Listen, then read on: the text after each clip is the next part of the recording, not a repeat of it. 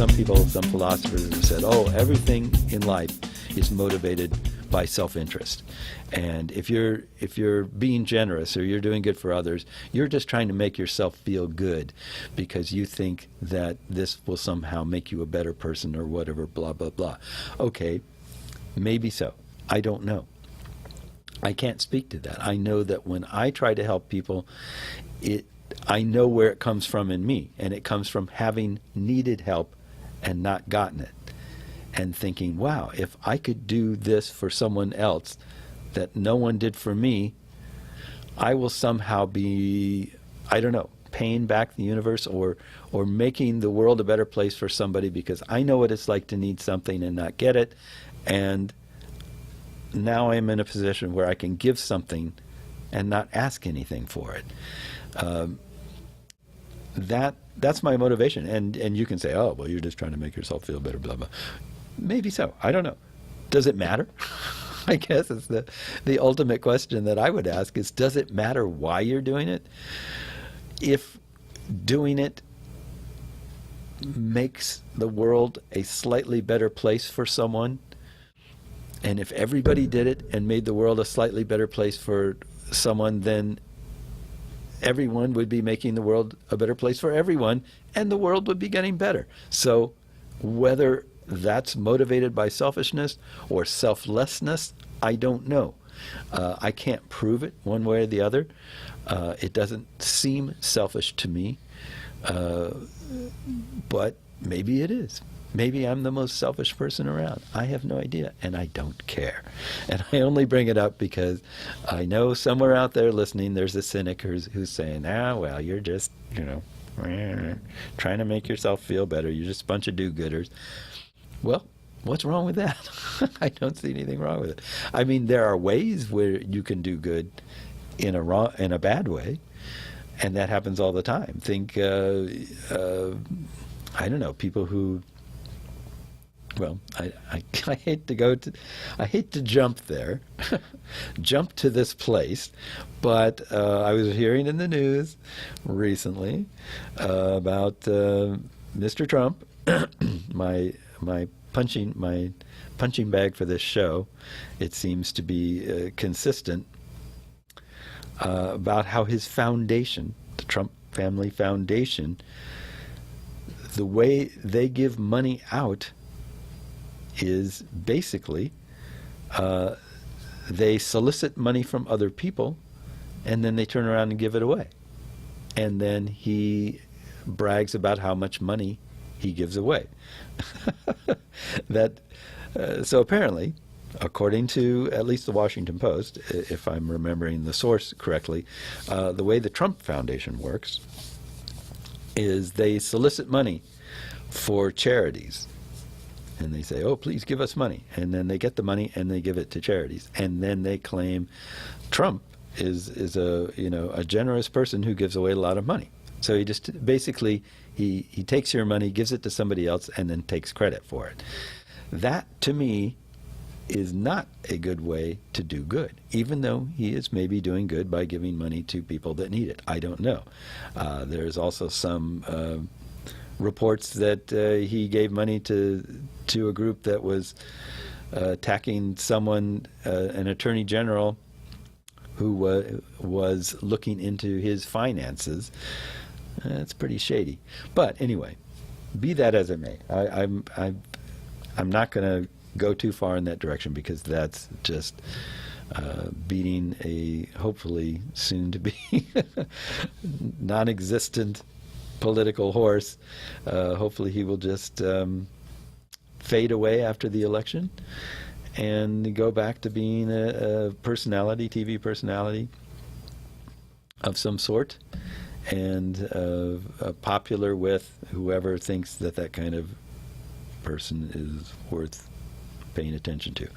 I only think he's worth paying attention to because he, in my mind, my opinion, not WRFU's, UCIMC, Urbana Socialist Forum, or UPTV's opinion, is a danger to this country and to people I care about. And as such, I will continue to try to talk about what is wrong with him until he no longer poses that danger, and then I will gladly forget I ever heard his name. So, anyway, about halfway through the show. In case you've forgotten, you're listening to CU Immigration here on WRFU-LP Urbana 104.5 FM. I appreciate you tuning in. And I've been rambling on about the history of CU Immigration Forum and about the joys of doing good for one's fellow man and woman and or other, however you define yourself. If you are genderless, then fellow being, but doing good. And I think that, and it's possible to do good in any number of ways. I mean, I picked this subject because this subject has resonance to me, and it has for a long time, and I've been involved in it for a long time. Other people may have other reasons and causes and things that are important to them. I care about other things too. I just am not necessarily in a position. I don't have the knowledge or the experience to deal with them that I do with this one. So, I think our experiences inform our choices in many ways, and this just happens to be an area where I have something to say. Anyway, going on and on. Am I stalling for time? No. I should just read a story here and move on, because sometimes when I just start rambling, I actually find that I have something to say, and other times when I start rambling, I realize that I'm just rambling and I don't have something to say. So I'm going to go to a New York Times article entitled How to Incorporate Immigration Studies into High School Curriculum. I'm interested in hearing what this person has to say. So, it reads as follows. My hopes for immigration reform lie with the young. Their education is what's next for reform, since the urgency of teaching about the immigration experience has rarely been so acute as it is now. There is plenty of exposure to the idea of immigration in the news, but not a lot of context for historical facts and trends, especially in high school education. And I can attest to this, because at least back when I was in high school, we didn't hear anything about this at all, except the old Statue of Liberty, bring me your tired, poor, huddled masses kind of thing. Like, the age of immigration was the first, 100 years, and then after that it stopped. And as far as the history I learned growing up, was immigration was something that happened in the early days of the country. And then once we kind of filled it up, or at least that's how they put it, once we kind of stolen as much of it as we could and killed off the former inhabitants, then we were pretty much done. Immigration was done. There might be a person coming here or there, but after that it was sort of a moot point. In terms of what we were taught about it, it was something that happened in the formative years.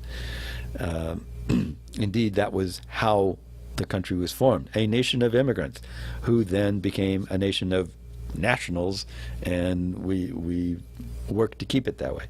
That's kind of how they taught me, so I'm interested in what this person has to say. Sorry for the editorial aside. So, anyway, to continue, education in itself does not guarantee better prospects for reform, but at a minimum we must raise the level of the conversation by equipping students with the tools to critique and contextualize characterizations of immigrants on both sides of the partisan divide. There are already rubrics in place for this kind of instruction, but these must be amplified and strengthened even in the face of resistance. The College Board's AP U.S. framework, which offers considerable guidance on how to weave questions about past and modern-day migration into the curriculum, has unsurprisingly been derided in some circles as too leftist in its treatment of the topic. Understanding the logistics of immigration is a good place to start. How did the U.S. immigration system come into being, and how have its procedures changed over the past century and a half? How exactly do prospective immigrants to the U.S. obtain or fail to obtain authorization to enter? How do visas work, and why are there so many different visa categories? How long does it take, and how expensive can it be, to secure an immigrant visa? High school students should also be looking at ethical and philosophical questions about identity and citizenship. How have cultural and religious traditions around the world from antiquity to the present day reckoned with migration? Are there moments and circumstances that justify the sidelining or ostracism of certain groups of immigrants? Finally, as immigration is such a fundamental part of U.S. history, today's values and institutional practices should be grappled with in the broader context of America's ideal democracy. Is current immigrant law in harmony with commonly held notions of justice and fair treatment? How should liberal democracies decide whom to welcome and whom to exclude? This kind of curriculum has never been more important because whatever happens this fall, Trumpism is here to stay. Those of us who are immigrants or who advocate on behalf of immigrants face a twofold task. We will need not only to fight for immigration reform, but to educate our fellow Americans on the intrinsic worth and merits of the immigrants who arrive here. The long history of immigration to the United States, the racialized targeting, mistreatment, and marginalization of immigrant groups, and the global history of immigration, with a particular emphasis on the pressures that drive immigrants across regional and national borders. I couldn't agree with more with that. But, as you might imagine, someone has something to say about that. And if I can get this thing to stop spinning. Where did it go? So here's from the other side. I don't usually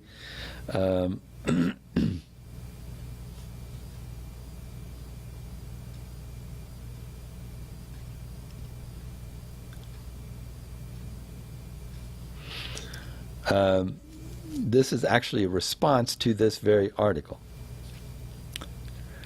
And it's titled, Immigration Studies, the Next Propaganda Push for American High Schools.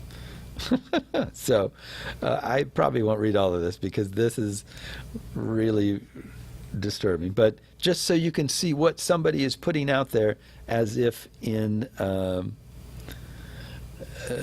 to like critique what we just read. This begins with the first couple paragraphs from the thing I just read. My hopes for immigration reform lie with the young, blah, blah, blah, and so on.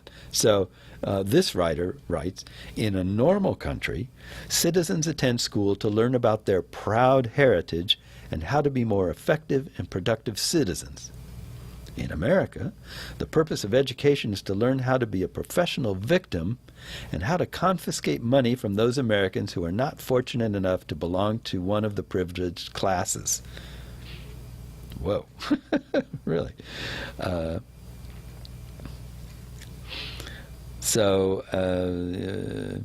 Entire departments, from black studies to gender studies, churn out graduates that make all of our lives worse by the sheer fact of their existence. What's coming next is immigration studies. And then they reference the author of the story above. And they describe him as a quasi-celebrity in his own right because he violated American law to inflict us with his presence, outlines how high school students are to be indoctrinated in the New York Times when he called for immigration studies in high school. So this person is not offering any evidence of anything here. It's just, we can just take apart a lot of this. So in a normal country, citizens attend school to learn about their proud heritage and how to be more effective and productive citizens. Not really. School exists to teach you the things you need to know in order to be what would be considered an educated person, a person who is capable of understanding things because they can see context. They can think critically. They have information about subjects that are necessary for them to perform the kinds of tasks they will run up against in their lives. So what this person is actually describing here is, in a normal country, citizens attend school to be indoctrinated into being more nationalistic. Listen to how he said it. Citizens attend school to learn about their proud heritage and to how to be more effective and productive citizens. And then he goes on to say, in America, the purpose of education is to learn how to be a professional victim. I'm not even sure what that means. Apparently, in right-wing circles, people who study injustice are learning how to be professional victims. By learning and understanding the facts of oppression, racism, marginalization, exclusion, etc., that is learning to be a professional victim. So what you're doing instead of learning to be an effective, productive citizen who's proud of their heritage, you are learning about, so instead of only being taught, let's boil this down, only being taught good things about your country and how to proceed in the direction that your country is going, learning about the bad things about your country is being a professional victim. And this whole bit about confiscating money from those Americans who are not fortunate enough to belong to one of the privileged classes, I think what he means is the privileged classes, he means minorities, are supposedly privileged because they get to complain about their plight, but they don't actually pay for anything. I don't know. I mean, this person is absurd. I don't think I can read the rest of this. I will be too angry.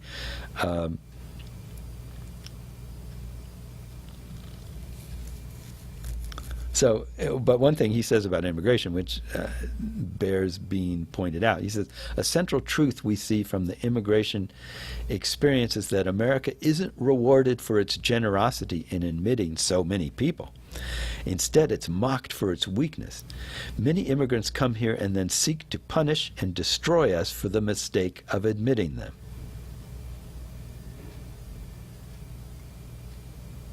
Wow, let that sink in for a minute. So many immigrants come here and then seek to punish and destroy us for the mistake of admitting them. Does anyone who knows actual immigrants think that that might be true? I know a lot of immigrants. I mean, I know lots and lots of immigrants. I have met lots of them, and I know a lot of them. And I've never met a single one, even the ones who are the most critical. I have some friends who are pretty radical and pretty critical about the U.S. and the way it works. And even, I wouldn't say that even they seek to punish and destroy us for the mistake of admitting them. They seek to educate us about the problems that they face or that others face because of things that America does that it doesn't like to admit that it does. Think drone strikes and wars based on faulty information and a desire to change governments and things like that. So, I mean, this is really seriously disturbing stuff to read about. So he says, we need what he thinks that, you remember that article I just read. He said his translation of that article is, we need to re-educate Americans on why their country doesn't actually belong to them. It belongs to everyone else. Really? So here is his response to what we just read in the other article. Those of us who are Americans and who advocate on behalf of Americans face a twofold task. We will need not only to fight against amnesty for illegals, but to educate our fellow Americans on the intrinsic worth and merits of history, culture, and identity, the long history of immigration, patriotism in the United States, the radicalized targeting, mistreatment, and marginalization of the historic American nation and the Anglo-American ethnic core, and the global phenomena of mass third world immigration, with a particular emphasis on the threat it poses to Western civilization and the nefarious elites which push third worlders across regional and national borders. So if you're wondering who I am railing against so frequently, right here, this guy right here is exactly it. So some things stick out. The Anglo-American ethnic core. What do you suppose that means? Well, I would say that means white pride right there, don't you? The historic American nation and the Anglo-American ethnic core. He's talking about white people, Anglo-Saxon,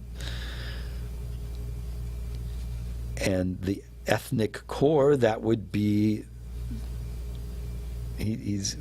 so instead of Anglo-Saxons, he's saying Anglo-American. He's talking about white people and the foundation of America by white people. And the global phenomena of mass third world immigration. How about this? The nefarious elites which push third worlders across regional and national borders. Okay, here's something that might be interesting to read in light of this. So this is entitled, "A 10-year-old Girl Makes Her Pitch to Western Powers for Peace in Yemen." She made a video.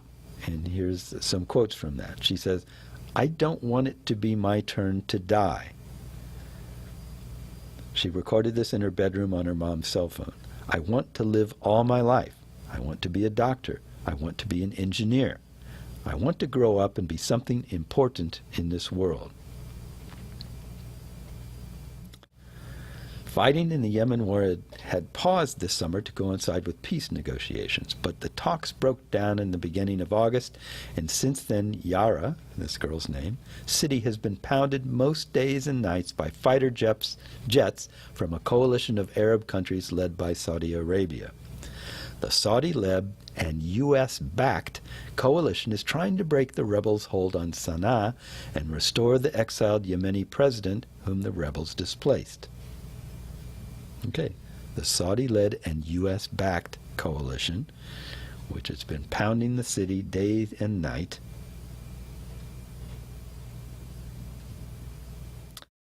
It goes on to say, "It is hard even for Yemenis to gauge whose interests are being served by the fighting that is spread across their country. To date, nearly 4,000 civilians have died in the war, and more than 1,000 of them were children."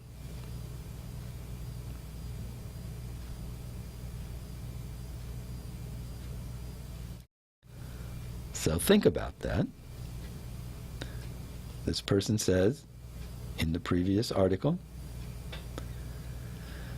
the global phenomena of mass third world immigration with a particular emphasis on the threat it poses to Western civilization and the nefarious elites which push third worlders across regional and national borders. So the nefarious elites, apparently Saudi Arabia in this instance, and the U.S., but somehow this is posing a threat to Western civilization. This little girl is just wanting to live long enough to have a life. Her country is being destroyed, as are many countries, and this guy is worried about, oddly enough, Western civilization. Now, I don't know about you, but last time I looked out my door at a westernly civilized country, it was things were pretty peaceful. I hear an occasional fire truck and sometimes a police siren. I know there was a tornado near here a few days ago, over the weekend, something like that. And everyone was talking about how a house was destroyed in that tornado and how sad it was. But they found the dog. The dog was missing for a while, and they were afraid that it was killed when the house came down. But they found the dog, and that made the newspaper, believe it or not. And here's a little girl in Yemen who says, I don't want it to be my turn to die. I want to live all my life. I want to be a doctor. I want to be an engineer. I want to grow up and be something important in this world. But she is part of the mass third world immigration that nefarious elites are pushing across regional and national borders and who pose a threat to Western civilization. Or maybe the threat is actually to the Anglo-American ethnic core that he also references.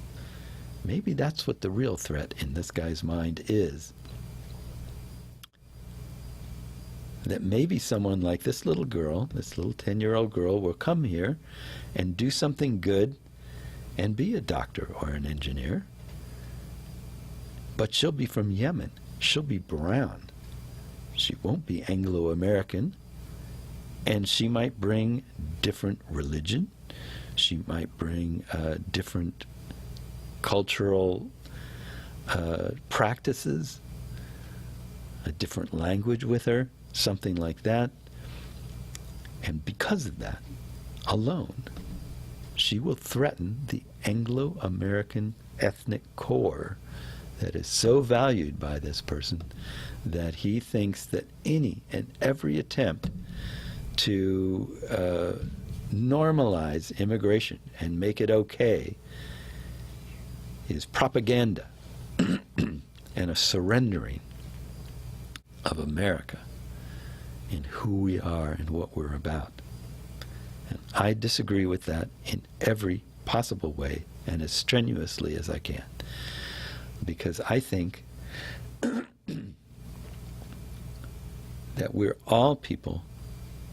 We are all related, and we all depend on each other to make this world a better place, to make this world a livable place. We must depend on each other. We must work for and with each other. And we can only do that by not hiding behind differences and saying, well, that's just too different. I can't go there. I can't accept that. I can't do that. I can't allow that.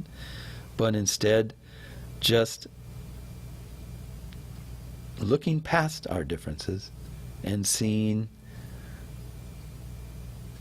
what makes us the same. Not ignoring the differences, just looking past them. We need to see the differences in order to understand each other, but we don't have to let those things stand between us. And that's my show, See You Immigration, here on WRFU-LP Urbana, 104.5 FM. I appreciate you tuning in. I hope you'll join us again, and we'll see you later. Bye-bye.